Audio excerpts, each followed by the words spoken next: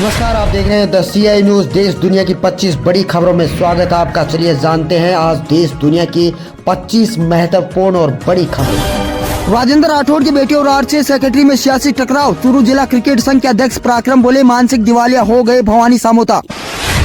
IPL 2024 की 21 मैचों का शेड्यूल जारी। 22 मार्च को CSK RCB के बीच ओपनिंग मुकाबला। 17 दिन में 4 डबल हेडर मुकाबले होंगे। मैतेई समुदाय को ST का दर्जा देने पर विचार नहीं होगा। मणिपुर हाईकोर्ट ने फैसले से विवादित पैरा हटाया। इसी आदेश पर भड़की थी हिंसा। जयपुर की मरुधर कंवर बनी मिसेज जैसलमेर। ससुराल वाले प्रोग्राम देख रहे थे तो घूंघट निकाला। अनूप सिंह ने 60 सेकंड में बांधा सापा। JN भर्ती पेपर लीक में शामिल बदमाशों की प्रॉपर्टी होगी सीज। 20 से ज्यादा एग्जाम में किए थे लीक। मास्टरमाइंड की पत्नी पर भी केस दर्ज। शंभू बॉर्डर पर जख्मी किसानों के शरीर से निकले प्लेट्स। मेडिकल रिपोर्ट में भी जिक्र, लेकिन पुलिस ने कहा पैलेट गन नहीं चलाई। संयुक्त किसान मोर्चा कल देश भर में मनाएगा ब्लैक डे। किसान 26 फरवरी को ट्रैक्टर मार्च निकालेंगे। 14 मार्च को रामलीला मैदान में होगा प्रदर्शन। मोहम्मद शमी IPL और T20 वर्ल्ड कप नहीं खेलेंगे। अंकल की सर्जरी कराने UK जाएंगे। 6 से 8 महीने के लिए हो सकते हैं बाहर। लोकसभा चुनाव में क्लस्टर प्रभारी चतुर्वेदी बोले कांग्रेस के बड़े नेता भाजपा के संपर्क में। सीकर में कहा कांग्रेस दिशाहीन और नेतृत्वहीन पार्टी। डबल इंजन सरकार के प्रयासों से हुआ यमुना जल समझौता। 3 दलीलों से साबित की भौरी देवी की मौत। हत्या के 17 आरोपी जेल गए, फिर डेथ सर्टिफिकेट देने से इनकार क्यों? हाल ही में सुप्रीम कोर्ट ने भौरी के दोनों बच्चों को पेंशन समेत सभी सरकारी लाभ देने की घोषणा की है। सुरक्षित रखे भ्रूण को बच्चा ही माने US के राज्य अलबामा के सुप्रीम कोर्ट का फैसला। इसके बाद कई IVF सेंटर बंद होने का खतरा। जम्मू एंड कश्मीर के पूर्व गवर्नर सत्यपाल मलिक के घर CBI की red. Kiru hydro power project में 300 करोड़ रुपए की रिश्वत का मामला। 30 ठिकानों पर हुई छापेमारी। संदेश खाली जा सकते हैं PM मोदी। भाजपा ने पीड़ितों का वीडियो जारी किया। भास्कर ने खुलासा किया था महिलाओं को रातों रात उठा ले जाते हैं। स्मृति ईरानी का अमेठी में घर, सिर पर कलश रखकर गृह प्रवेश किया। 15,000 वर्ग फीट के मकान में रामलला दरबार और कॉन्फ्रेंस रूम भी। कलकत्ता हाईकोर्ट बोली अकबर सीता शेर शेरनी का नाम तुरंत बदले। कहा जानवरों के नाम भगवान और राष्ट्र नायकों पर न रखें। तालिबान ने स्टेडियम में हत्या के दोषियों को मार डाला। हजारों लोगों के सामने 15 गोलियां चलाई। परिजन माफी की गुहार लगाते रहे। कर्नाटक में मंदिरों पर टैक्स लगाने वाला बिल पास। विरोध में उतरे संत। कांग्रेस बोली प्रावधान 22 साल पुराना, केवल स्लैब बदला। PM मोदी ने नवसारी में कई विकास परियोजनाओं का किया शिलान्यास। कहा देश के गरीबों को भरोसा हुआ। मोदी की गारंटी का मतलब गारंटी की गारंटी। दारुल उलम देवबंद ने गजवा ए हिंद को फतवे में बताया वैध। NCPCR ने लिया एक्शन। FIR के आदेश। संस्थान बोला फतवा पुराना। दिल्ली CM अरविंद केजरीवाल को ED का 7वां समन। 26 फरवरी को बुलाया। आतिशी बोली चंडीगढ़ मेयर चुनाव में आम आदमी पार्टी की जीत का बदला ले रही BJP। हेमंत सोरेन की न्यायिक हिरासत 7 मार्च तक बढ़ाई। बजट सत्र में शामिल होने की अनुमति भी नहीं मिली। लैंड स्कैम में ED ने किया है गिरफ्तार। तेजस्वी यादव बोले BJP ने हमारे साथ चंडीगढ़ जैसा कांड किया। 2020 के चुनाव में रातों रात वोट में की गई हेराफेरी। आरा में बेकाबू हुई भीड़। PM मोदी का काशी में रात 9 बजे से रोड शो। 18 घंटे शहर में रहेंगे। 14,000 करोड़ रुपए के प्रोजेक्ट लॉन्च करेंगे। अमित शाह बोले दुनिया के तीसरे नंबर की आर्थिक ताकत बनेंगे। जहांगीर ने कहा कश्मीर में सालों से परेशान करने वाला 370 का नासूर हमने खत्म किया। विजयवाड़ा में कांग्रेस का प्रदर्शन। प्रदेश अध्यक्ष शर्मिला हिरासत में। नजरबंदी से बचने के लिए रात विजयवाड़ा की पार्टी दफ्तर में गुजारी थी। त्रिपुरा में हाईकोर्ट ने छेड़छाड़ के आरोपी मजिस्ट्रेट को हटाया। रेप पीड़ित को गलत तरीके से छुआ था। बोला बयान लेने के लिए यह जरूरी था। सोशल मीडिया एक्स ने SGPC की 2 पोस्टें रोकी। भारत सरकार का ऑब्जर्वेशन। प्रधान धामी ने साइबर सुरक्षा प्रभाव सचिव से मांगा स्पष्टीकरण। पुलिस नक्सली मुठभेड़ का लाइव वीडियो। दंतेवाड़ा बीजापुर जिले की सीमा पर हुई थी गोलीबारी। क्रॉस फायरिंग में मारा गया STF जवान का भाई। अरविंद केजरीवाल बोले ऐसा लगा सुप्रीम कोर्ट में भगवान कृष्ण है। चंडीगढ़ मेयर चुनाव में धांधली पर कहा भाजपा ने देश को पाकिस्तान बना दिया। दिल्ली शराब नीति मामले में BRS नेता के कविता को CBI का दूसरा समन। दिसंबर 2023 में हो चुके हैं पूछताछ।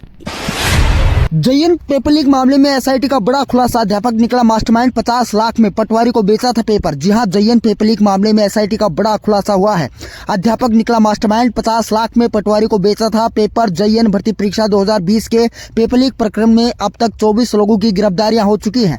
इस परीक्षा का सभी सरकारी कर्मचारियों ने मिलकर लीक किया था। इस पेपर लीक का मास्टरमाइंड एक अध्यापक था जिसे गिरफ्तार कर लिया गया है। आपको बता दें JN पेपर लीक मामले में SIT ने बड़ा खुलासा किया है।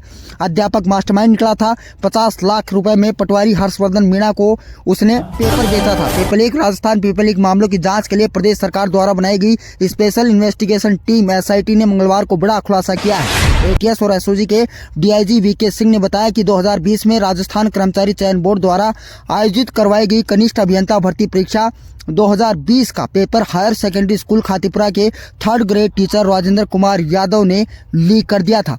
अभी तक पटवारी को समझा जा रहा था मास्टरमाइंड। जी हां, इससे पहले पटवारी हर्षवर्धन मीणा को JEN भर्ती परीक्षा 2020 का पेपर लीक करने वाला मास्टरमाइंड समझा जा रहा था। इसलिए राजस्थान पुलिस ने उसकी गिरफ्तारी पर 50,000 रुपए का इनाम भी रखा था। पुलिस को जल्द ही कामयाबी भी मिल गई। हर्ष के साथ ही उसका साथी राजू यादव भी नेपाल बॉर्डर से गिरफ्तार कर लिया गया है। जब पुलिस ने दोनों आरोपियों से पूछताछ की तो पता चला कि पटवारी को परीक्षा पेपर व्हाट्सएप के जरिए मिला था, जिसने उसने करीब 2.5 करोड़ रुपए में आगे दलालों और अभ्यर्थियों को बेच दिया था।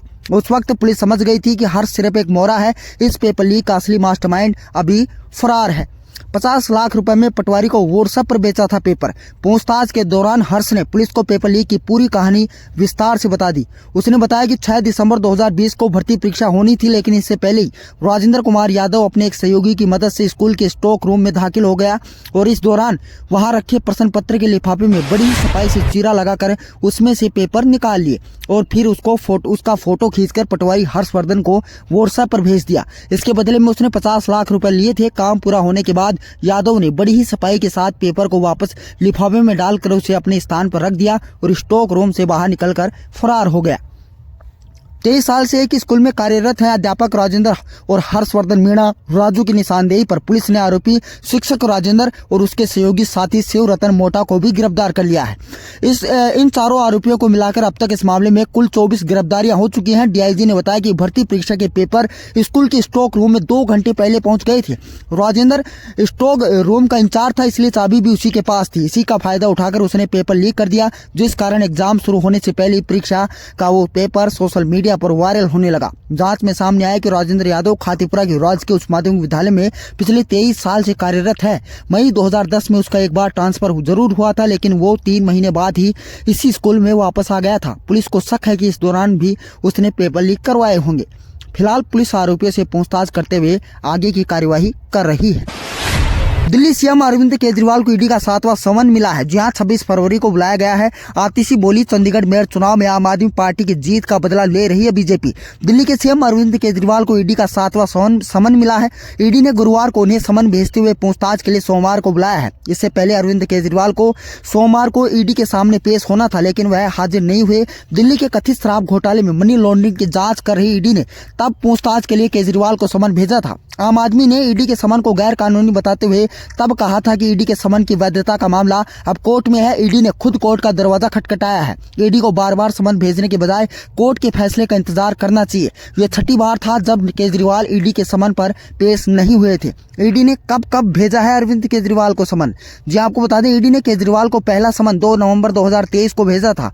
इस समन पर वे पेश नहीं हुए। दूसरा समन ईडी ने 21 दिसंबर 2023 को, इसमें भी दिल्ली के CM पेश नहीं हुए। 3 जनवरी 2024 को ईडी की तरफ से तीसरा समन अरविंद केजरीवाल को भेजा गया, लेकिन वह हाजिर नहीं हुए। 17 जनवरी 2024 को ईडी ने चौथा समन भेजा, लेकिन केजरीवाल एक बार फिर गैर हाजिर रहे। 2 फरवरी 2024 को ईडी का 5वां समन था, लेकिन केजरीवाल पेश नहीं हुए। 14 फरवरी को 6ठा समन भेजकर 19 फरवरी को ईडी ने बुलाया, लेकिन केजरीवाल इसमें भी पेश नहीं हुए। इससे पहले दिल्ली के मुख्यमंत्री अरविंद केजरीवाल 6 समन के बाद 17 फरवरी को ईडी कोर्ट की सुनवाई में वीडियो कॉन्फ्रेंसिंग के जरिए शामिल हुए। अरविंद केजरीवाल के वकील ने पेशी से छूट के लिए एप्लीकेशन लगाई थी। वकील ने कोर्ट को बताया था कि दिल्ली सरकार के बजट और विश्वास प्रस्ताव की वजह से वे पेश नहीं हो पा रहे हैं। केजरीवाल ने कोर्ट से कहा था कि मैं आना चाहता था, लेकिन बजट और विश्वास प्रस्ताव की वजह से मैं नहीं आ सका। अगली तारीख पर आ जाऊंगा। ईडी ने इसका विरोध नहीं किया। 16 मार्च को अब इस मामले की अगली सुनवाई होनी है।